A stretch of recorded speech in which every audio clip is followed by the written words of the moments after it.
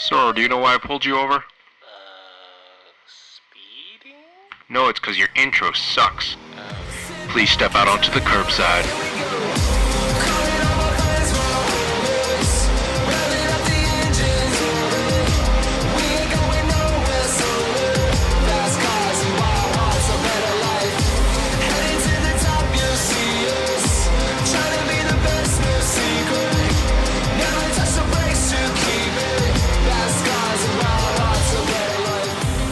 Hey everyone, welcome to another week of the Curbside Podcast, the podcast where we talk about cars and everything to do with cars. My name is Jeff. I drive a 2004 Honda S2000, and I am your Taiwanese American Southern Californian.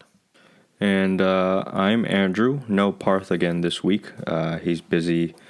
I think he's getting dinner with the family, which is always mandatory. I'm Andrew. I drive a 2015 Subaru BRZ, and I live in Northern California. What are we talking about this week? So, I want to begin this week with the philosophical question of the decade. Oh, yeah. I feel like we do those every week. That's what we're about. Yeah. We raise the important questions in life.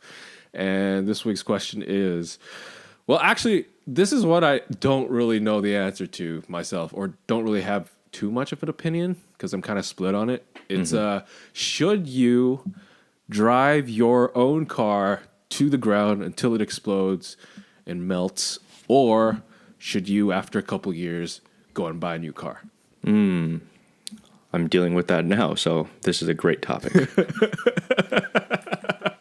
Is that a dilemma you're going through? Oh, yeah. I kind of want to do both. So enlighten us. What is your current situation right now? So, like I said, I drive a 2015 BRZ at the moment. It is daily driven. And, well, I work in construction, so that means driving to a bunch of places between job sites, you know, to City Hall, to architects' offices, stuff like that. And my car is a 6-speed manual, and I love it to death. But driving here in the Bay Area in traffic every day is one of the worst things you could ever go through in life. But Andrew, Subaru BRZ seems like such a well qualified work truck. Yes, it's a very good construction vehicle. All of my coworkers tell me that. They look at their GMC Sierras and they're like, "Damn, You shouldn't have bought one of those." Yeah, I really need a work truck. What are you thinking of getting though? Well, most likely going to stick in the little Subaru family here. Thinking between a Outback or a Crosstrek. I did test drive a Crosstrek, and it is the most gutless experience I've ever experienced in my life. But I think the size is good. No chance really to open it up here in the Bay Area because everyone's crawling on the freeway. But yeah, I don't know. I've heard mixed reviews about it. It needs a turbo. It does. A big one. Yeah, real big one. And then the Outback, it's like borderline too big for me. Yeah, you're right. Because I thought myself that it was like, no, it's not big. It's just a lifted legacy wagon, right? And I stood next to it. I was like, this thing's massive. Yeah, it's gigantic. And like for me personally, I'm kind of thinking about moving into San Francisco in like the next year or two. And I think an Outback would be a terrible idea. Yeah, if you're moving into San Francisco, you might as well just get rid of cars in general. That's true. So that's where I'm at right now. I don't think getting rid of the BRZ is even an option in my head.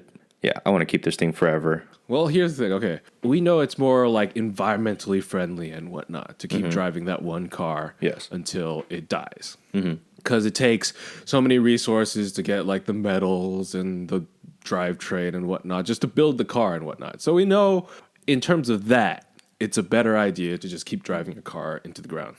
But what about financially, do you think? Well, BRZ's paid off, so... So your car's paid off. That's the thing. Like, if you don't buy a new car, you don't have to keep making car payments. That's true. Well, the money goes elsewhere anyways, so... Yeah, like you got to get your maintenance... You got to get whatever stuff ends up breaking on an old car, get that fixed. You got to get smog pretty soon. And then you got to worry about the important stuff like new suspension and turbos and wheels, that sort of stuff. That's true. I mean, any new car is going to be a money pit. Exactly. So knowing you, if you got the Crosstrek, you might like slap it or Nah, definitely be a little rally wagon. So either way, there's more money to be spent, just in different places. Yeah, but also think about this. Driving your car into the ground, that also entails, at some point, a financial responsibility there, right? Yeah. Do you think, is there a point where it's more financially beneficial to get rid of the car than to just fix it? I think so. I mean, okay, so like in high school, I drove my dad's old, it was a 1998, 99 BMW 740 IL. Kelly Blue Book listed it at about $750 or something like that. Yeah, that thing was beat to shit, but it still ran. But every once in a while, there were issues with the timing chain guide, the coolant line exploding. I mean, we spent thousands of dollars fixing that car. And like once it was fixed, it would be great for like a couple months, and then it would break again. At that point, the money you spend fixing that beater could totally just go towards a down payment. Yeah, that's very true. But like at the same time, like sure, you'll spend like $700, $800, $2,000 on fixing your broken down car, but that kind of is still less than what, 20 grand for a new car, right? Yeah, I guess it depends on the frequency of how often you're repairing it. I guess if you're fixing that thing every month and it's costing you like $1,000, that's like 2 car payments right there, at least. $1,000 every month for 12 months, you can get yourself almost a new Civic or something like that. Yeah, exactly. What's your take on it? Because you've had your MDX for 1 billion years now. You know, that's the hard part. The MDX is there now, and it's gotten to a point where it's gotten old. I did get a valve adjustment, and that cost $800, and the car is only worth, I think, probably about $1,000 now in the shape it's in. And the check engine light just came on again. So my dilemma was, at the time the check engine light was on, it was because there was the it's like a valve that mixes like the exhaust gas and stuff that broke. That was like a $40, $50 job. And then there was the valve adjustment that was an $800 job. Got those done. In my head, I was like, oh, okay, it could probably go for another, like, what? But now the engine light has come on again, and now I'm in the place where I'm like, well, I don't know if this is worth fixing. Yeah, exactly. But at the same time, like, also, you were talking about Kelly Blue Book pricing and whatnot. Would it be better to sell your car earlier then, just so you could get the higher resale value? Yeah, I guess that depends. For me, we never got rid of the BMW because of sentimental value. That was like one of my dad's favorite purchases. And like he did not want to get rid of that thing until it absolutely had to be gone. Yeah, I mean, based on this that, is such a, it's this easy. Yeah. But based on like logical reasons, I don't know. And also, it was a BMW. Over time, repairs on BMWs get frequent and they get expensive. Basically, right after the warranty runs out. Yeah. But if you've got like a Lexus or a Toyota or a Honda or all these Japanese brands, is it worth it then? Yeah, I guess. Keep driving. I mean, trying to buy a part for a 20-year-old BMW discontinued those parts years ago. You have to go to a third party, and like you're stuck with them, so they charge you as much as they want. Guys, I've been in Andrew's BMW. This thing was fantastic because it was repaired with basically rubber bands, duct tape, Staple guns. Staple guns for the headliner. Yeah, the it headliner. had like the gauge cluster from the wrong car. No, it was the same car, but it was equally as broken as the original one. I mean, at that point, like, I guess getting rid of it is a good idea. Yeah. But on the other hand, look at Matt Farah's million mile Lexus. Yeah, exactly. Like, there was that story of this guy who had driven his Honda Accord for 1 million miles. The odometer rolled back over to 0. Holy shit. Honda, as a reward, gave them a new Accord for free. That's awesome. Right? So maybe that's the benefit of driving your car into the ground. Maybe you'll get a free car from the automaker you're driving. I'm telling you, if you drive a BMW to 1,000,000 miles and the odometer runs back to 0, you'll be paying full price for a brand new BMW. Yeah, congratulations. Yeah. Good job. Now buy a new one. Yeah, exactly. What is this piece of shit? You want the new M3? It is perfect. Why did you not buy it sooner? Yeah, this is a tough topic.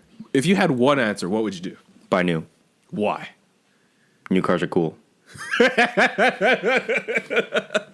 Interesting. I mean, because come you know on. what I Like, would do? would you really? Okay, what would you do? I'd buy a new car. Exactly. You're telling me you don't want a new car? You know why? Why? Because new cars are cool. Exactly.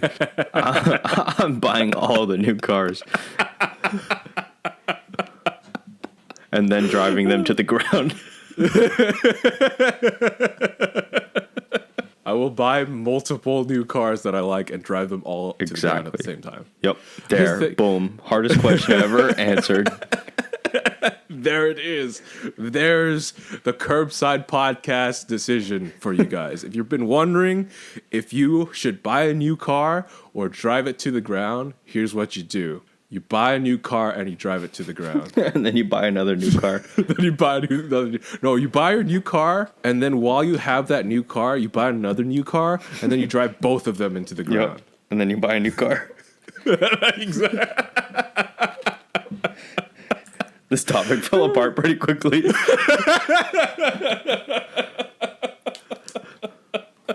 We're very helpful on this show. Clearly. But one more thing I want to add to this, though. In the world of these new electric cars and whatnot, I think probably buying new cars and even leasing them would probably be a better idea. Why is that? These batteries on these cars run out. Right? Over time, batteries die. Yeah. But what's the typical lifespan of auto batteries? Auto batteries, I think.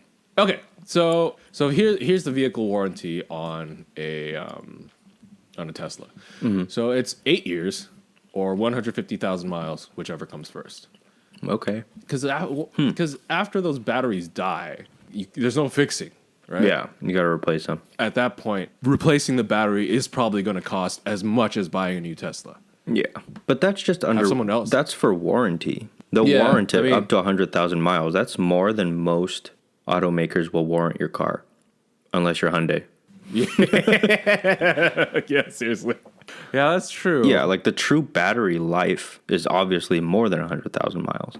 So I guess who's our audience? Like car enthusiasts or practical people that transport themselves in vehicles? Well, I mean, looking at our audience, we are a car podcast. I'm guessing probably the former. So here's the decision, guys. Just buy new cars. Because they're cool. Because they're cool. Don't buy them off logic. Buy them with your heart. Yes. Cars are supposed to be fun. Exactly. Not a thing that gets you from A to B. Yeah, that's boring. If you want to do that, take a bus. Or ride a bike. Yeah. Or walk, dude. Yeah, just walk. You'll get there. Eventually, dude. Yeah. Well, I mean, there is some friendly consumer advice from your fellow Curbside podcast hosts. I feel like we didn't answer anything. What should you do? Buy a new car or drive it into the ground? Yes. Buy a new car, then drive it into the ground, and then buy a new car. Yes. And with that being said, let's go to our sponsored break. Let's do it.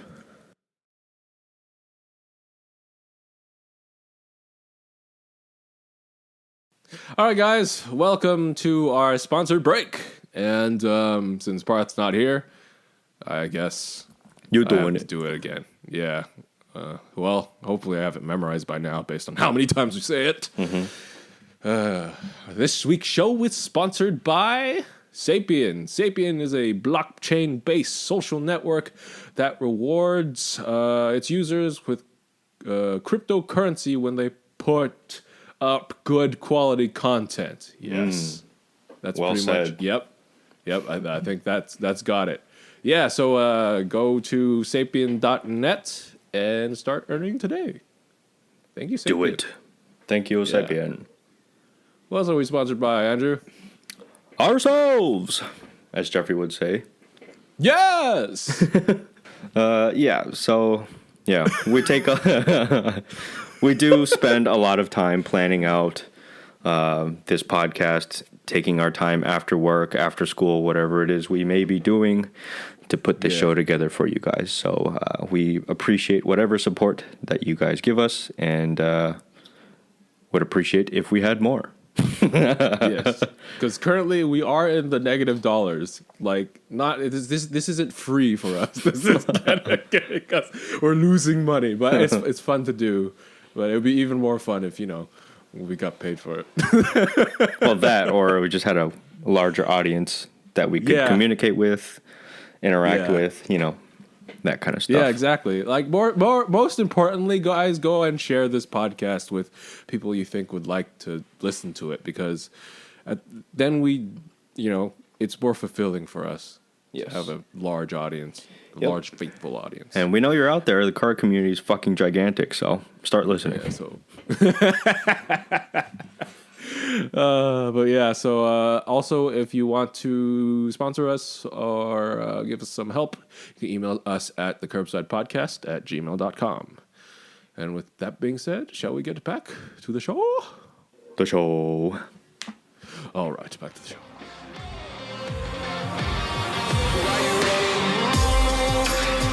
Now that we got you loose, I can hear the birds waking early to saying that it's All right, back to the show, and that means the news. And to start off this week's news, I need, again, some silence. You step into a world you do not understand, where the smell of gasoline is no more, and automakers have to work with these new coming up companies with weird names because they don't know how to make their own electric cars for some reason. You have just walked into the EV zone. Welcome to the EV Zone, guys, the part of the show where we talk about EVs, cars powered by Pikachu. And Running little Pikachus on wheels.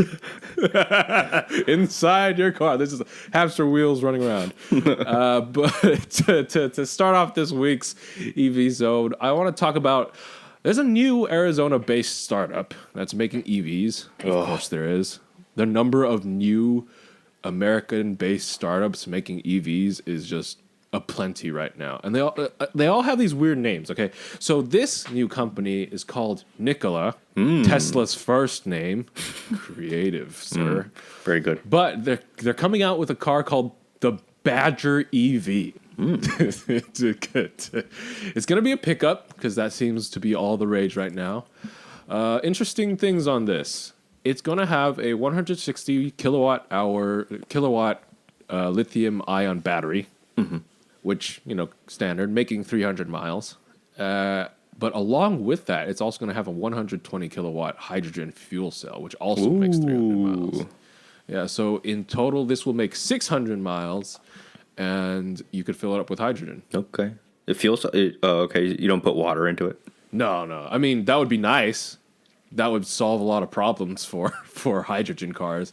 We'd get rid of all the infrastructure. But no, compressed hydrogen, the normal thing, which honestly, I've said on the show before, doesn't feel like a very sustainable fuel source. Once we get, quick charging up and running, it's not going to be very practical. I think its time will come. I feel like not enough people have put emphasis on this hydrogen thing. So that might be why it's expensive. All the rage is electric right now. Yeah. Because, hydrogen cars are essentially electric. It's just a different way of making... You make onboard electricity, basically. But it could tow 8,000 pounds, supposedly. It's going to be a 4x4, and they say it will release in September of this year. And it looks fucking awesome. Yeah, it looks pretty dang cool. It's only in concept drawing forms right now if you guys want to look it up. But, as always, with these new EV companies starting up, I'm always skeptical until they have a working prototype or a car that I could see not in just a drawing. Fair day. Honestly, that company is what just killed all of my expectations for these startups. So yeah. Yeah, I'm looking at their website right now. They also make like little like razor off-road things. Oh, really? Yeah. They have the Nikola NZT, the Reckless, and they also make a jet ski. No way. Yeah. Shoot. And these are working real things? No, all concept. Oh, wow. They also have semi-trucks, 3 models. Okay, so they're just putting out a bunch of Yeah. concepts. Yeah, all concepts. So this is this entire company is based on dreams. Yes, good luck, Nikola. Guys, just make one of these things first Yeah. and stop coming up with so many things. Their trucks do look very cool. Yeah, they look like Gundams. Hold up. They have, I don't know if it's a working model, but there's a physical thing of the Nikola 2. Oh, really? Yeah. Oh, it's working. It's towing a thing. Oh, it's towing a thing. Dude. I think hydrogen really makes sense for semi-trucks, though. Because they have to travel big, long distances, and ain't nobody got time to charge. Well, I mean, maybe this has promise. Yeah, I'm looking see forward how to that this. This looks really cool. We'll see. September 2020. Well, my EV Zone news. A couple releases or a couple updates have been released for the Hummer EV. According to Car and Driver, the new Hummer EV will have 3 motor options. Either a single motor option, which will likely be rear-wheel drive, 2 motor option, which would make it all-wheel drive, and 3 motor option. For another all-wheel drive. For, yes, helping the other 2. More all-wheel drive. Yeah. Only 3, though. Are you going to bring up a Rivian thing? Rivian's got 4, you know? Anyways. That means this Hummer ain't gonna be able to do a take turn. Okay. Who cares? Take turns are important. Yes. Anyways, the 1,000 horsepower spec that they gave will likely be in the 3 motor option, which makes the most sense. And speaking of spec numbers, the torque numbers, they may have lied to us a little bit. So the 11,500 pound-feet, that was actually measured at the wheels, and that's due to gear ratios, apparently. I'm not too sure what that means. That's what Car and Driver said. But the motors themselves produce around 714 to 834 pound-feet of torque, which is still a lot. Still a lot. And also, just to point out, this is Car and Driver speculating that that they're lying to us. So it is possible, not likely, but it is possible that these motors are indeed making 11,500 pounds-feet of torque. Yeah. In which case, there would be a lot of dead Hummer drivers. You just wake up in the morning, floor your Hummer, and the world spins the other way. End up with a collapsed lung. Is there any other news on that? Yeah, so estimated 300 mile range, which seems pretty standard across the EV market at this rate. Yeah. At this rate. Yeah, so nothing special there. They're speculating a basic trim, which is probably more like a work truck, your standard, your cookie cutter construction truck, and also a off-road variant, which I think would be pretty awesome. I'm sorry. Is there going to be a not off-road variant of the Hummer? Because that's just messed up.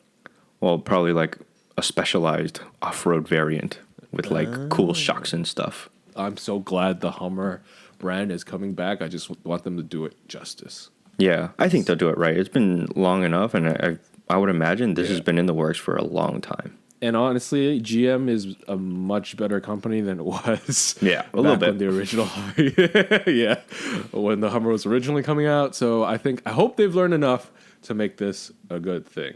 Yeah. And lastly, we can expect a reveal in May of this year and sales to start in the fall of next year, 2021. Ooh, we're going to get a lot of EV pickups this year. Yeah, I'm excited. I think it's cool.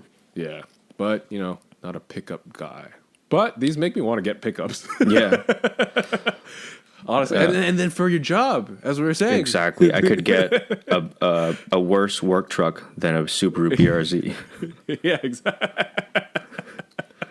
In other electric car news, here's a fun one.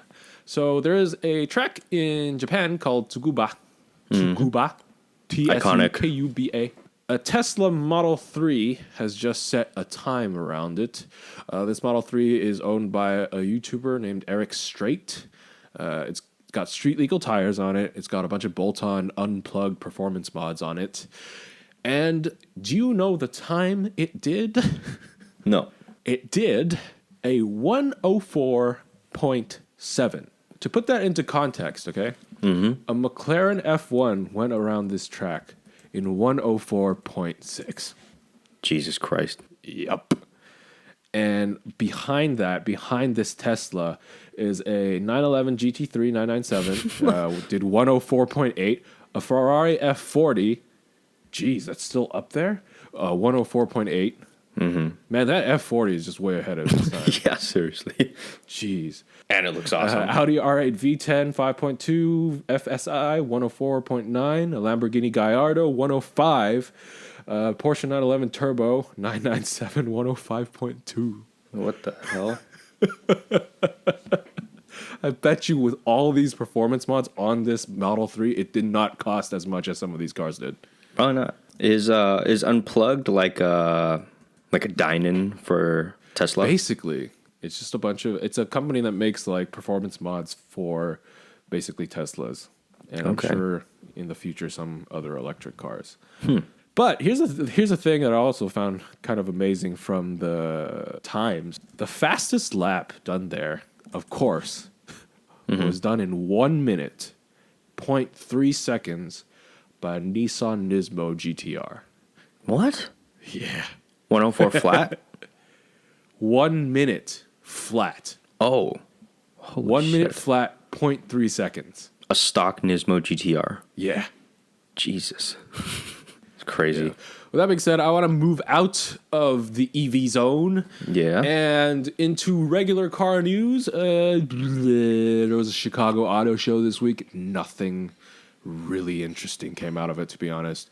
One thing that did catch my eye was there is now a new trim level for the Jeep Gladiator called the Mojave. It's got a little symbol on the side that's called desert rated. You know how most of them are called trail rated? Yes. This is now desert rated because it's equipped to go better on like sand dunes and whatnot. One of the main standout features that it has is it's got Fox shocks. Special Fox shocks that you get with it. Damn. Other news from the Chicago Auto Show, there's a new Chrysler Pacifica. Next. Why am I talking about a minivan? Well, the only interesting thing about this was because the top of the line trim, you could get quilted leather pillows. Quilted leather throw pillows. I don't care. Your Chrysler Pacifica. Woo-hoo. You could be like, hey, I have a Maybach, but not really at all. Yeah, it seems like Chrysler was influenced by the VIP scene. Oh yeah. No, just freaking go buy your own leather pillows and throw them in. It's not worth it. Anyways, Andrew, I believe you have a new segment that you want to try on this show. Yes, and it's a good one. Give it a whirl. Well, There comes a time when a car has lived its best life, cruising down the winding roads of the world, going on great adventures and escapades, and flying down the horribly maintained highways of California. Its maker has decided that it is time for it to come back to the promised land, aka the dealership. Thousands of broken cars with manufacturing defects flock back to their creator in an event that was called the Recall Rapture. we're going to have to work on that execution. I love it's a fantastic name. Yep. But anyway, what is Recall Rapture, sir? Yes. Welcome, everybody, to the Recall Rapture. This is where we talk about manufacturer recalls. And we do have a couple interesting ones this week. So let's start off with Parth's favorite brand, Tesla. Yay! Bad part's not here to get excited about Tesla screwing up thank this God. week. Well, Tesla is recalling 15,000 2016 year Model X's due to power steering issues. And the issue that they're facing right now, the aluminum bolts that connect the power steering gear assist motor to the gear housing apparently corrodes and breaks, which causes a loss of power steering. Good. In a statement made by Tesla, they said, you could still steer the car, it would just be very heavy. And the Model X is what? 5,000 pounds? Yeah, these cars aren't light because they're just chock full of batteries. Yes. So good luck if you have this issue. I hope you don't ever have to deal with that in a parking lot. And if you do, I hope you're strong. No more going to the gym for you, Tesla owners. So currently they're at 15,000. It's 2016 year models and earlier. So I think there might be a potential for more. They're still, I think, waiting to release the official recall. And good luck to all you Model X owners out there. There was also a similar recall in 2018 for a Model S. So I think the Tesla engineering department has to step this up and get this figured out for future models. Yeah, I'm curious as to what happens when these bolts break while you're on autopilot. Either Tesla, like we said last week, can update your car and remove autopilot for you. Now they remove or the bolts will break. Yeah. Tesla's removing hardware and software. Yeah, they're going on both fronts. Good job, guys. Yeah. Luckily, there's been no reported incidents, no fatalities so far. So thank God for that. That's good. But they better figure this out. In a less interesting one, Mazda. I feel like you don't hear a lot of Mazda news in terms of like their car being fucked up or anything like that. But they're recalling 36,000 CX-5s for daytime running lights breaking down, apparently flickering, not functioning. And it is due to, quote, inappropriate materials used for the sealing gasket. This doesn't seem very important at all. No. Like, it wouldn't harm anyone if Mazda was just like, nah, screw it. We're going to leave it broken. Yeah. Because honestly, these daytime running lights are just there to look cool. Yeah. Have you realized that these daytime running lights have caused a significant problem of people not turning on their lights at night? Yes. I live in the Bay Area. Everyone thinks that their lights are on because these LED daytime running lights are like so bright to the point they're like, my headlights are on. But that's also the driver's fault because they're fucking stupid because it's pitch black inside their car. So maybe Mazda, just leave them broken. Honestly, because I've come across way too many of these drivers. I mean, I think it's good guy Mazda. Good for them for taking care of their customers on a issue that really isn't that big of a deal. And in the last chapter of this week's Recall Rapture, we have the almighty Honda. I think that this is the biggest recall I've ever heard of. Honda is recalling 250,000 Honda Odyssey minivans due to an electrical short in the third row. It is very un-Honda-like, but is also hilarious. An electrical short in the third row. What happens? So apparently, the short is caused by a wire harness for the power outlet in the back getting pinched. I'm assuming it's like maybe the third row seats moving up and down, and like it'll just pinch the wire. And once you do that, you know, the sheathing around the wire gets stripped, and then you have exposed wire, which could cause a fire. Jeez. Oh no! Can you imagine that? Just going camping with your family, just moving around, watching TV, and all of a sudden it gets real warm in the car for some reason. Kids start screaming. Dad swerves the van, smashes into the guardrails. You know, here's a good thing from this. If you're going camping with your family, you don't got to bring your stove. Cook it in your Honda Odyssey. Yeah, exactly. It's the best tailgating experience you'll ever have. Well, unfortunately, there have been 3 cases so far with no fatalities, but still, I think 3 cases is enough for it to be like a pretty serious emergency. Yeah, no, 3 cases of a family car catching on fire is plenty. Yeah, it being a minivan, there are probably kids in there, whole family. So definitely a serious thing that Honda needs to address soon. And they do have a plan in place already. Honda plans, I don't know if it's a good plan, Honda plans to use protective tape if your harness is not yet destroyed, or it will replace it for free, in which you can damage it again and get another free replacement or protective tape. But hearing that, if I had one of these Odysseys, I would go in there and cut my wire harness, because I don't want no just protective tape on my wire harness. I want a new one. I would just go get a new Pacifica with my quilted leather seats.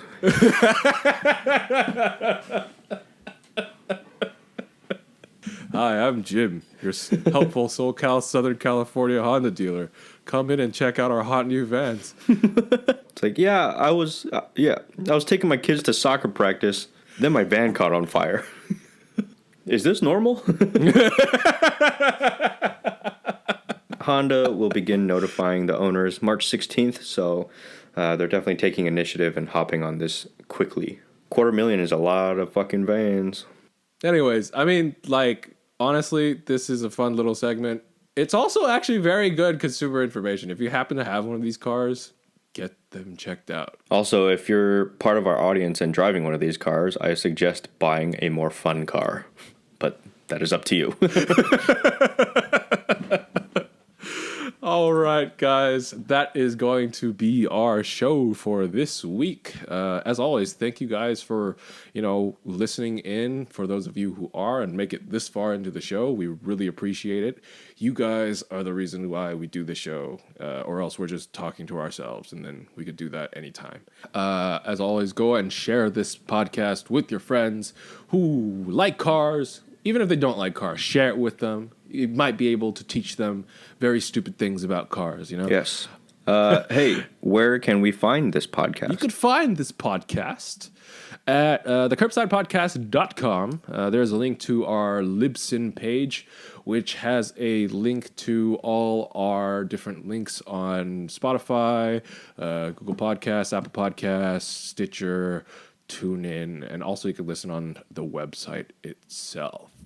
And if you guys want to reach out to us, let us know if you have any comments about the show, give us any feedback, or let us know, I don't know, if you found any interesting points or topics on the show that you enjoyed. You can feel free to reach out to us via social media on Instagram, Facebook, Twitter. Our handle for Instagram is at the Curbside Podcast, and Twitter is at Curbside Pod. And also, I always forget to mention, we have a YouTube channel. You could search us up. Yes, we do. The Curbside Podcast. Thank you for the actual 19 subscribers we have on that channel right now. I think that's a milestone. It is. Because we had 5 or 2 at the beginning, so 19 is quite a good number. Please go check out those videos there if you like them. Subscribe, hit the notification bell so you know when new videos are coming, and share that with your friends as well. And also, Andrew was talking about hitting us up. Ask us questions that you want us answered, like we did so well in the first half of the show. Yeah, give us topic suggestions. It always helps. And I want to thank Kid Dope for providing us with our theme song, Fast Cars and Wild Hearts. It's a pretty great song. Go check it out. And as always, my name is Jeff. I'm Andrew. And remember, drive safe. And life is too short to drive boring cars. Bye.